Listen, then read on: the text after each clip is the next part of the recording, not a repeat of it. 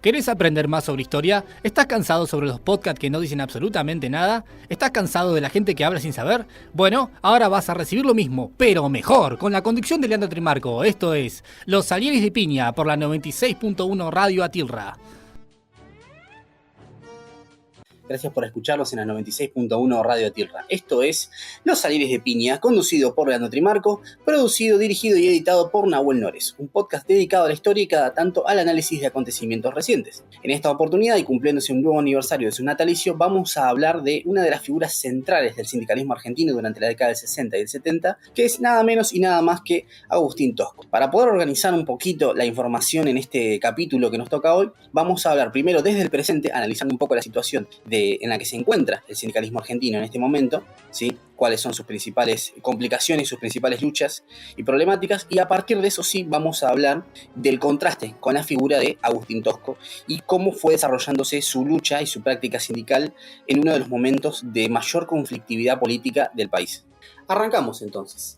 Y como primer dato quisiera mencionar que el sindicalismo argentino es una anomalía en el mundo, ¿sí? Si bien es cierto que proviene de la tradición europea y la combinación justamente de lo que son la tradición anarquista, socialista y demás, tanto de Italia como de España, en sus orígenes, ¿sí? El sindicalismo argentino tiene a partir del siglo XX todo un derrotero propio que se diferencia completamente del resto del mundo, donde a medida que vamos terminando el siglo XX se apaga por completo la lucha sindical en prácticamente todas partes del mundo y se atomiza de manera completa, es decir, que queda reducida a la lucha por el salario y las condiciones de trabajo en cada uno de los sectores. Desaparece por completo, sobre todo, por ejemplo, en el caso de Estados Unidos o en el de la Unión Europea, una conducción central de los trabajadores en toda su expresión que vaya a pelear por mejores condiciones de trabajo o, como fue en el caso de Agustín Tosco, por un cambio radical en la vida política y en el orden social. En el caso del sindicalismo argentino, lo que tenemos es un ingreso tardío a esa situación que ya se daba en Estados Unidos y en Europa, ¿sí? Hablando siempre del mundo occidental. Asia y China son un caso completamente aparte, ¿sí? Nos vamos a referir específicamente a lo que entendemos por Occidente. Les decía, en el caso del sindicalismo argentino, esta atomización se produce más tardíamente a partir de lo que son las intervenciones militares en Latinoamérica. Lo que conocemos acá en Argentina como el proceso de reorganización nacional. Momento en el cual ahí genuinamente sí se jodió el país, no como este asunto de los 70 años de peronismo. Ahí tenemos verdaderamente una caída en lo que es el PBI, el ingreso per cápita y el salario de los trabajadores, y un proceso, por supuesto, de aniquilamiento de todo tipo de oposición política que incluía, y que de hecho estaba especialmente dirigida a todo lo que tenía que ver con los dirigentes sindicales, los delegados sindicales y cualquier tipo de trabajador que tuviera algún tipo de participación sindical activa. A partir de la dictadura, ¿sí? De la concreción del proceso de terrorismo de Estado, lo que vamos a ver es una pérdida enorme de poder de los sindicatos que ya se venía dando a partir de la década del 70, pero que va a tener un aumento dramático, esa caída de poder, con la desaparición física justamente de muchos de sus dirigentes principales, entre ellos Tosco, aunque no directamente a manos de la dictadura. Lo que vamos a ver después, ¿sí? A medida que el país se va empobreciendo y se va primarizando nuevamente, a medida que va desapareciendo la industria pesada y ligera, es que la mayoría de las centrales sindicales pierden fuerza, ¿sí? Y lo que antes era una conducción bastante significativa en términos de poder, que era la CGT, ¿sí? La Central de los Trabajadores Argentinos, va a tener un papel completamente limitado, va a tender a partirse en varias tendencias, y lo que vamos a encontrar cuando arranca la década del 90 y durante todo el siglo XXI hasta ahora, son centrales sindicales que luchan separadas, ¿sí? Por cuestiones como las condiciones laborales o el salario, pero no hay una representación integral de todos los trabajadores, sobre todo porque el mercado de trabajo a partir de la etapa neoliberal en Argentina, iniciada con la dictadura, va a tener una transformación enorme. Hasta la década del 70 tuvimos pleno empleo y eso le daba una fortaleza a todas las centrales sindicales para poder exigir mejores condiciones de trabajo, mejores condiciones de salario, pero también una participación activa en la política nacional, ¿sí? A partir de la dictadura vamos a ver un declive de esto y vamos a ver también que hay un aumento enorme del desempleo, lo cual va a llevar no solamente a la creación de centrales de trabajadores desempleados, ¿sí? O precarizados, como es un fenómeno más reciente ahora, sino que cada una de las centrales sindicales, en vez de aliarse con las otras, ¿sí? En un contexto de enorme caída de la economía y de represión por parte de los gobiernos neoliberales, lo que va a tender a hacer cada uno es a cerrarse en su espacio y tratar de conseguir mejores condiciones para su gremio. Esto es algo bastante común en prácticamente todas las centrales sindicales ahora, dada la imposibilidad de generar un consenso, ¿sí? que las una a todas en un organismo como por ejemplo sería la CGT, que pueda pedir mejores condiciones de trabajo para toda la población y no para un sector específico. Piense, por ejemplo, no sé, en el caso de colectiveros, en el caso de camioneros, aceiteros, bancarios. Todos ellos tienen buenos convenios colectivos producto de negociaciones y medidas de fuerza, pero no hay una conducción central de todos los trabajadores, los que quedaron fuera del sistema, los que están precarizados, los que no están dentro de cada una de las ramas de actividad, ¿sí? Esa es la situación actual del sindicalismo argentino, lo cual ha dado lugar también a un enorme desprestigio de las dirigencias a partir de la década del 70. Si bien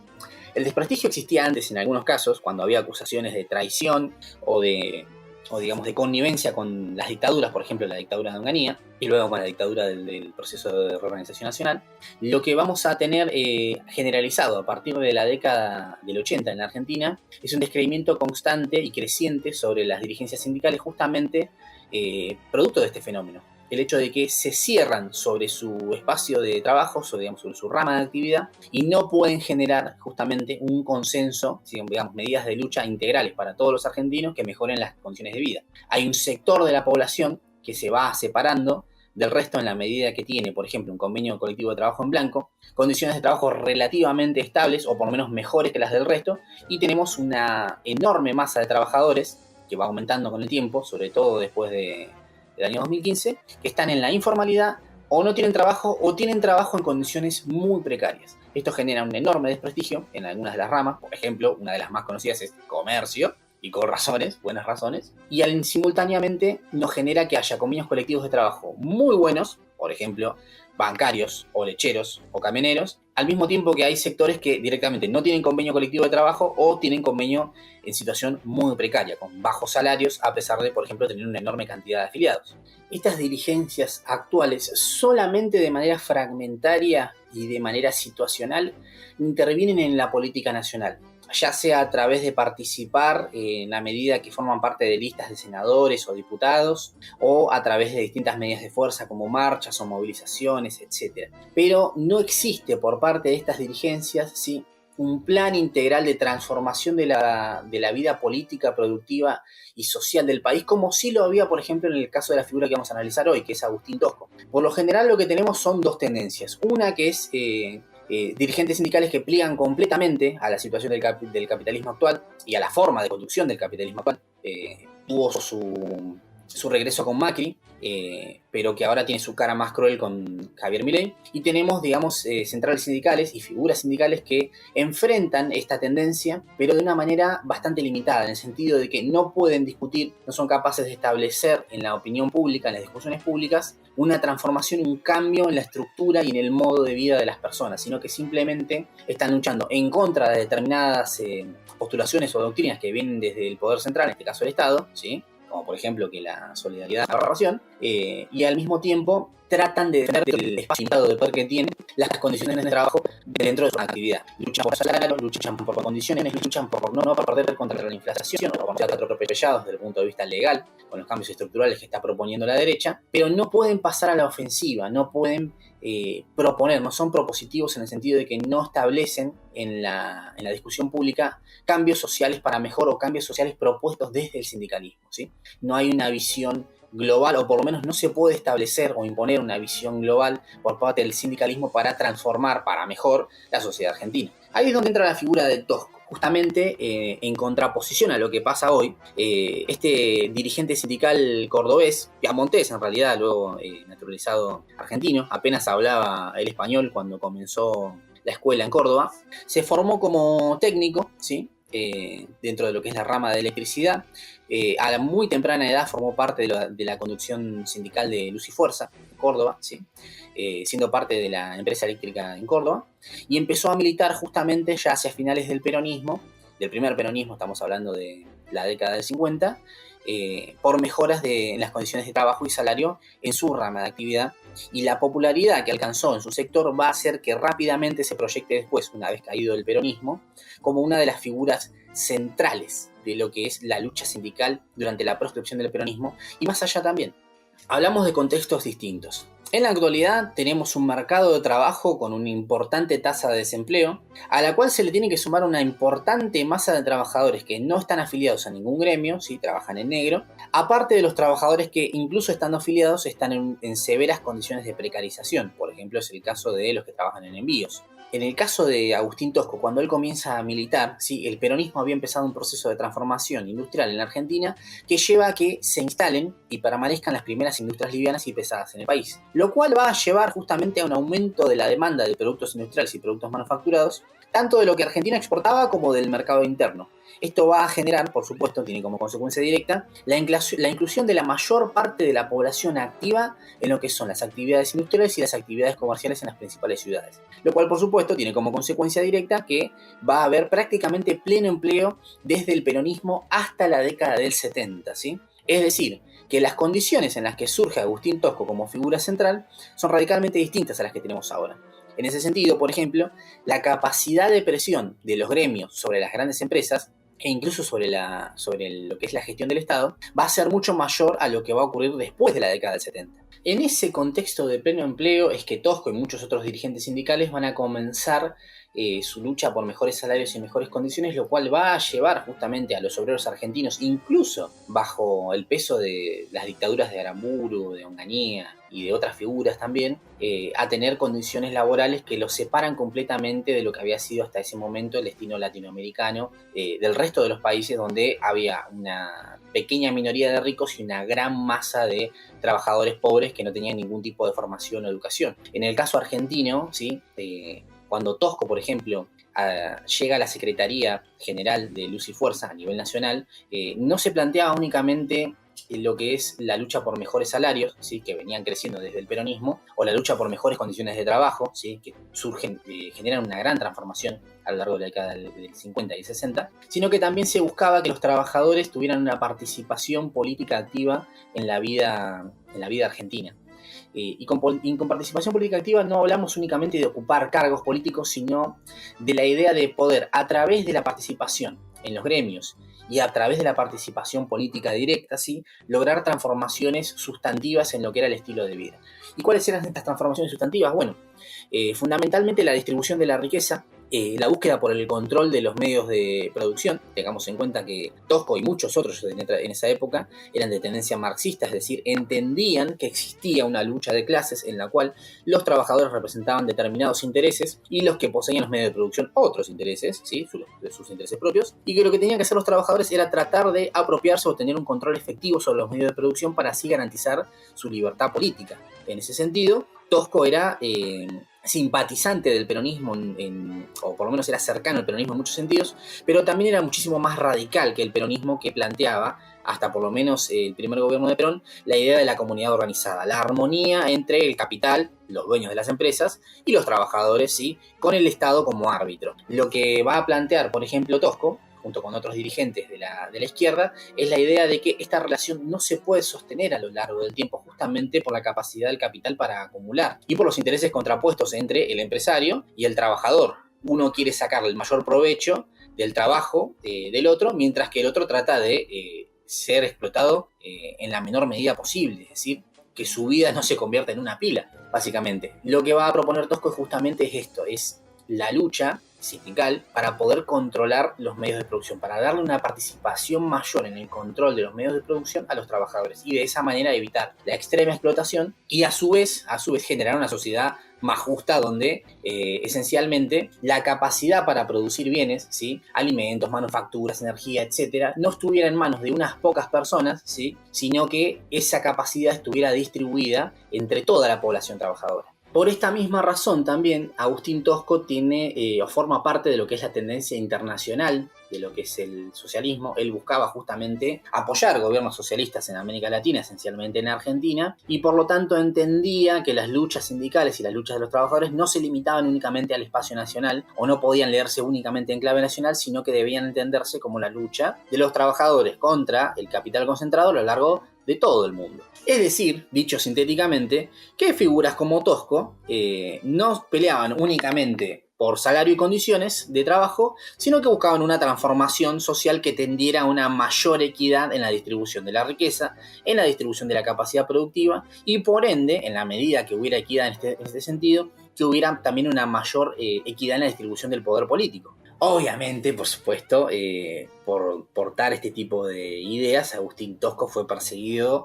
desde el inicio de su actividad sindical hasta el último de sus días. Tanto por los gobiernos democráticos que se van sucediendo en el tiempo, o semidemocráticos como son los gobiernos radicales, como por los gobiernos dictatoriales que en más de una oportunidad lo van a meter preso. De hecho, vivió preso una parte importante de su vida como sindicalista. Y va a pasar a la clandestinidad en el 56, en el 58, luego con la dictadura de Onganía, finalmente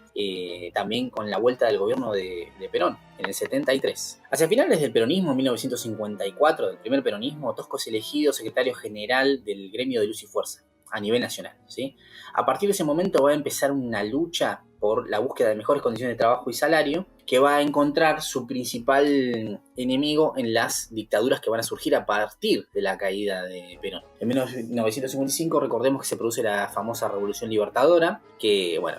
Libertadora es un eufemismo decir, ¿no? Había bombardeado la Plaza de Mayo y aniquilado un montón de opositores, prohibido la palabra peronismo, etc. Pero sin olvidar nunca que querían destruir todo vestigio de peronismo, también tenían como enemigos, y sobre todo como enemigos, a lo que eran los dirigentes sindicales. De hecho, Agustín Tosco va a pedir la liberación en sucesivas marchas que se van a producir. La más famosa en ese momento fue la de mayo de 1956. La liberación de los presos políticos de la dictadura, que del proceso de la Revolución Libertadora. Y producto de esto lo van a meter preso a Tosco. Y de hecho va a estar en la clandestinidad muchísimo tiempo. Toda su práctica sindical, desde el 56 hasta la década del 70, va a ser justamente una práctica que va a estar por muy breves momentos en el ojo público, donde va a participar de marchas, paros, acciones de fuerza contra todos los gobiernos que van a aparecer luego de la dictadura del 55, y por otro lado va a tener una actividad clandestina crecientemente más radical a medida que pasa el tiempo, y sobre todo en la medida que se perpetúa la Revolución Libertadora en el poder o sus gobiernos satélites como fueron los gobiernos radicales. Lo que va a sostener Tosco respecto a la lucha armada, por ejemplo, es que si bien él no estaba a favor del uso generalizado de la violencia, sí entendía por qué se habían formado agrupaciones guerrilleras que trataban de voltear, de hacer caer por el uso de la fuerza a estos gobiernos que se resistían a todo tipo de representación popular. De hecho, cada vez que participaba el peronismo en una elección, prohibían la elección, la daban por inválida, o directamente ejercían el poder de manera directa a través de los militares. Lo que veía Tosco en esto esencialmente no era un poder militar partisano, ¿sí? Un bonapartismo como se le entiende en la ciencia política, sino que justamente los militares eran, y de hecho fueron, instrumento de las élites en Argentina para poder instalar un régimen de disciplina laboral y un régimen social también, que fuera dictado por ellos mismos, que fue lo que terminó ocurriendo luego con el proceso de reorganización nacional. Todos con este sentido, en cada una de sus intervenciones fue forjando una identidad, por un lado, antiimperialista, porque como dijimos en el bloque anterior, estaba en contra de que un grupo pequeño, ¿sí? Los burgueses o los capitalistas, monopolizaran los medios de producción, y en ese sentido de ser una lucha internacional contra las principales potencias, contra la burguesía de las principales potencias, Estados Unidos, Europa, era a su vez antiburgués en el sentido de que en Argentina también consideraba que esa burguesía, por más que fuera una burguesía nacional y se formara acá en Argentina, iba a tener las mismas características, y de hecho tenía las mismas características que la burguesía internacional, absolutamente violenta, antidemocrática, y que todo el tiempo buscaba explotar lo más posible a los trabajadores sin ningún tipo de ventaja para ellos. Y por último era también antiburocrático, en el sentido de que estaba en contra de que hubiera una intervención del Estado que arbitrara la relación entre los patrones y los trabajadores, que esto debía darse justamente a través de una lucha por parte de los trabajadores que pudiera establecer una justicia en la distribución del ingreso y de los medios de producción. Esto le generaba enemigos en todos lados, le generaba enemigos en el peronismo, le generaba enemigos en la burguesía, le generaba enemigos entre los militares. De hecho, sus principales aliados, a pesar de no estar peleados directamente con el peronismo, eran únicamente el ala de izquierda del peronismo y sectores, por ejemplo, como el Partido Socialista o el PC. Y de hecho, esta actividad tan combativa, ¿sí? A pesar del costo personal y físico que representaba para Tosco, que básicamente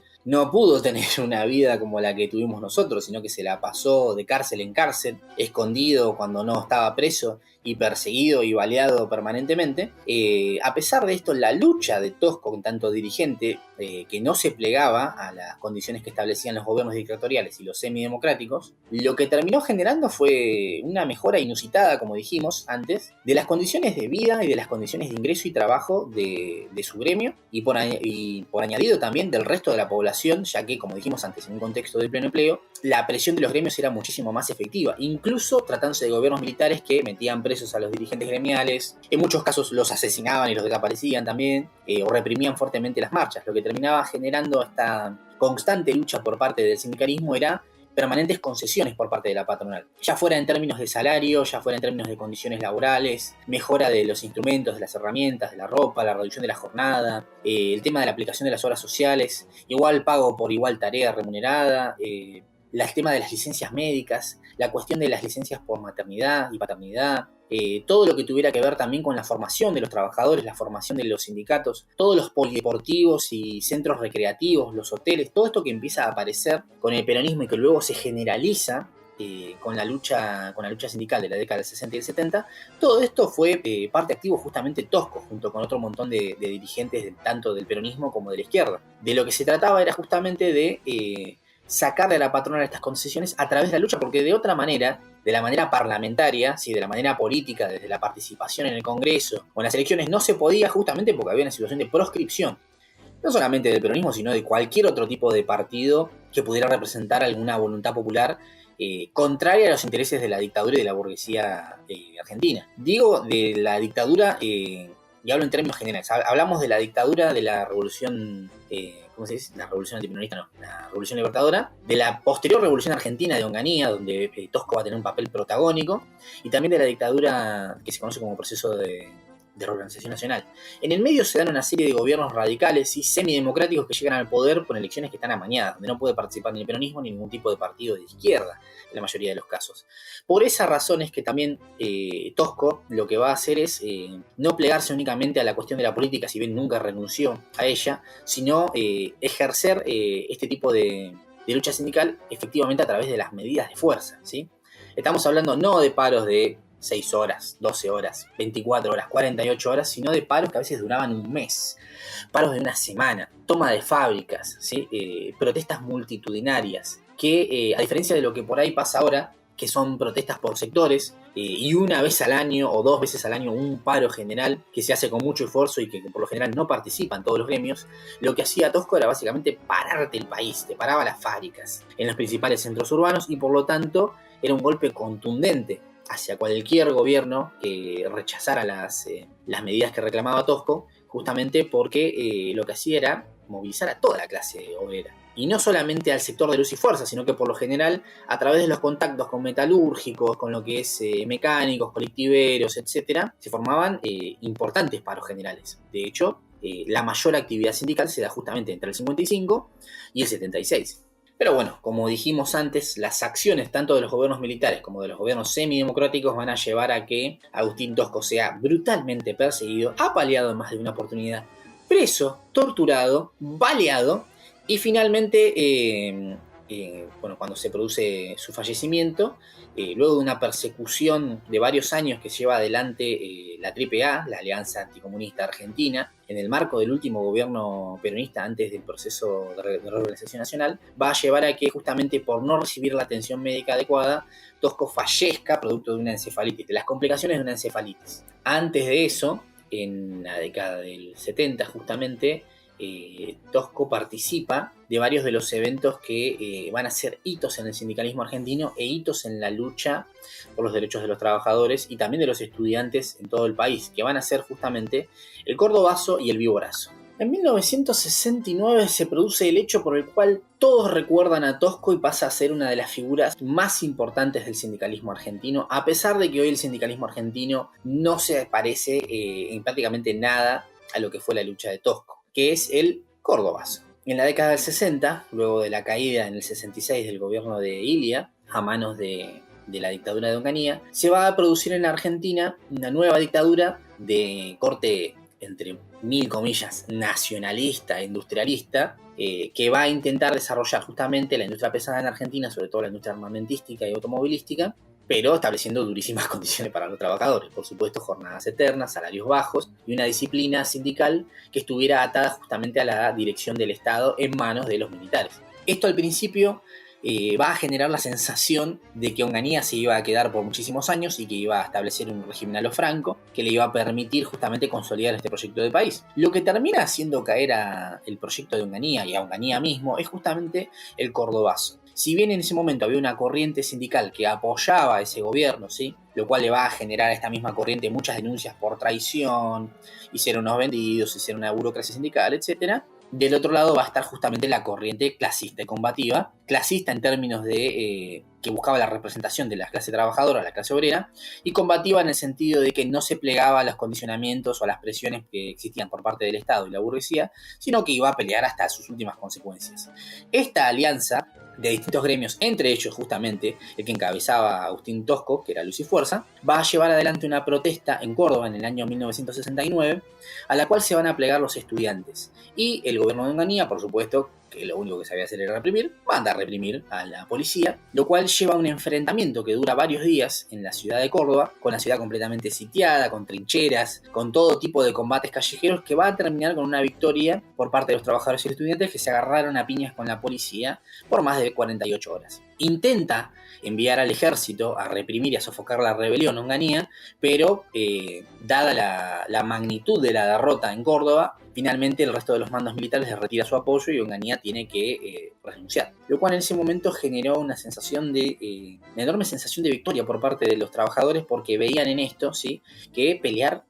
daba sus frutos. Justamente la protesta y los años de combate contra la dictadura llevaban a que ésta finalmente fuera completamente debilitada. Justamente Onganía entra en un tobogán de caída que va a terminar con su renuncia, pero va a llevar a dos gobiernos relativamente débiles. Livingston, que cae rápidamente, y el gobierno de transición que se produce después, con otro general que en este momento no me viene a la cabeza el nombre, pero ya me voy a acordar, Lanusse, Agustín Lanusse, que van a llevar justamente al proceso de regreso a la democracia y regreso sobre todo de la figura central hasta ese momento, que había sido Perón. Pero en el medio, el gobierno de Lanusse, que no iba a perdonar esta sublevación popular, obviamente manda a detener a Tosco y se producen una serie de hechos brutales en el penal de Rawson, de los cuales Tosco se salva de pura casualidad. Lamentablemente, luego de una vida de recibir heridas contundentes de bala, de no recibir la atención médica correspondiente a todas las heridas que sufrió en las distintas protestas, encarcelamientos y torturas que sufrió por parte de los sucesivos gobiernos, su salud se complicó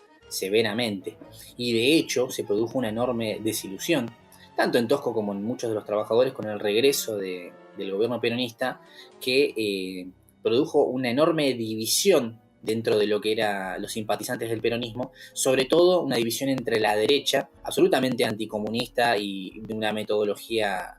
autoritaria y represiva, enfrentada justamente al ala de izquierda del peronismo y por extensión a todos los demás partidos de izquierda, comunistas o socialistas, que incluía justamente a Tosco. Cuando regresa el peronismo, empieza a tener actividad una organización infame, también conocida como la Alianza Anticomunista Argentina, encabezada por uno de los secretarios del gobierno, que era López Rega, sí, también conocida como la AAA, que empieza un proceso de persecución y asesinato de un montón de dirigentes y simpatizantes de lo que era la izquierda peronista y del resto de los partidos de izquierda, que tiene como objetivo, por supuesto, también a Agustín Tosco. Por esta razón, Tosco pasa a la clandestinidad, está obligado a pasar a la clandestinidad para que no lo terminen matando, y en este estar en la clandestinidad se da el hecho de que no se puede atender en un hospital público, no puede recibir atención médica más que circunstancialmente por personas que lo ayudan en distintos lugares, y esto hace que se le produzca una encefalitis bacteriana en el año 1975 que se complica, no puede atenderla debidamente y fallece finalmente ese año. Luego se da otro hecho nefasto por parte de la AAA, que es que cuando se produce el velatorio de Tosco, donde asisten muchísimas personas, la AAA organiza un tiroteo contra la multitud. Para cerrar este podcast, invito a todos aquellos que se interesen en tanto trabajadores por su identidad y el origen de las luchas sindicales, por qué peleaban los sindicalistas en el pasado, en contraste a lo que sucede ahora, cómo transformar esa lucha en el presente y volverla más significativa, volverla nuevamente una lucha activa y no solamente defensiva de las condiciones laborales y del salario y de otras cosas también. Invito a todo el que esté escuchando este podcast a investigar, a leer, a conocer un poco más sobre la figura de Agustín Tosco y también de muchos otros dirigentes sindicales. En el caso particular de Tosco recomiendo la biografía, bellísima biografía de Osvaldo Bayer acerca de Tosco, que se llama El Gringo Tosco, ¿sí? Publicada en página 12. Bueno, también pueden ver la de González Bazán, que es muy interesante. La propia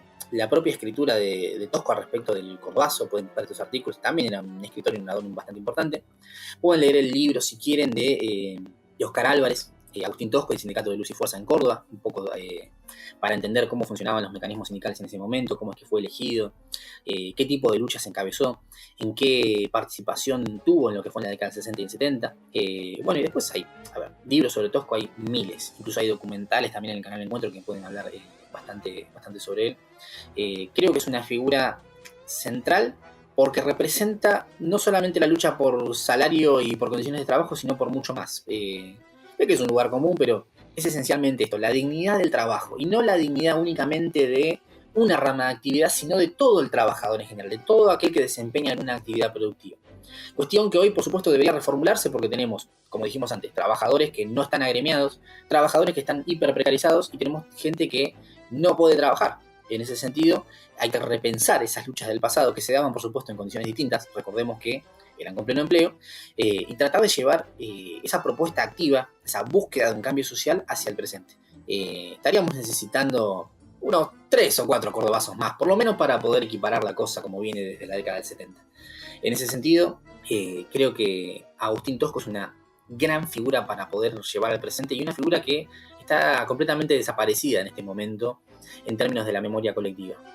Esto fue Los Aires de Piña, por la 96.1 Radio Atirra, con la conducción de Leandro Trimarco, la producción, edición y dirección de Nahuel Nores. Nuevamente doy gracias a Radio Atirra por permitirme este espacio para hablar sobre historia y cuestiones del presente. Muchísimas gracias y nos vemos en la próxima edición. Esto fue Los Aires de Piña por la 96.1 Radio Atilra. Acordate que podés comunicarte con nosotros o encontrarnos en nuestras redes sociales, Facebook, Instagram, Twitter, YouTube, Spotify y si no también a través de la web de la radio www.radioatilra.ar donde podrás encontrar todos nuestros capítulos. Menos el de Cuba, por favor no vean el de Cuba.